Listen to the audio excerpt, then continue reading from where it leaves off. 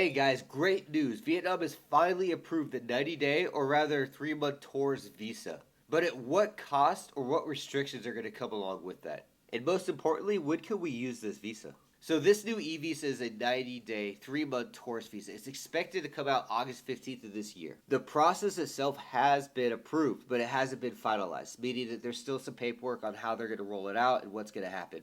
What we know so far, though, it is going to be an e-visa. So when you go to the government website, they're going to give you the option of a 30-day tourist visa or a 3-month tourist visa. I do feel the VOA is going to come back in due time, but I think it's going to be only sent to the airports. So when you fly into Saigon, Da Nang, I believe, and Hanoi, you'll be able to do a VOA at some point. I don't feel that they're going to do it at the borders, like the walking borders. Understand between 10 to 12% of people that cross those borders, all the borders combined, that are land, 10 to 12% of them back in, let me check, 2018 to 2020 were tourists, new tourists.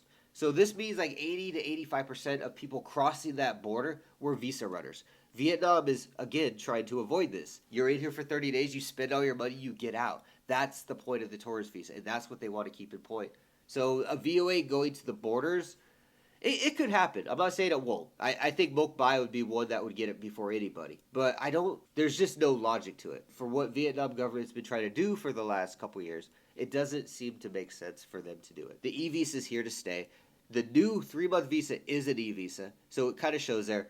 And in regards to renewing that e-visa, there are no renewal talks at all for any e-visa. So I'm thinking what's going to happen here is they're going to do the 30-day e-visa, you stay, and then you're going to have to do this visa run process. Which brings us to this idea, are they going to adopt a 180-day rule that all of Asia does? Meaning you do 4 visa runs and then they tell you can't come back anymore. But on a positive note, the Decree 152 rule that I keep talking about, I did a video about this last year where I broke it down in basic English on what it means. But one of the benefits in this decree is if you have a tourist visa, you get a job, you start teaching, you're an engineer, whatever it is, your company, the school, the agent, whoever is working on your immigration papers can now convert that tourist visa to a business visa without you having to leave the country.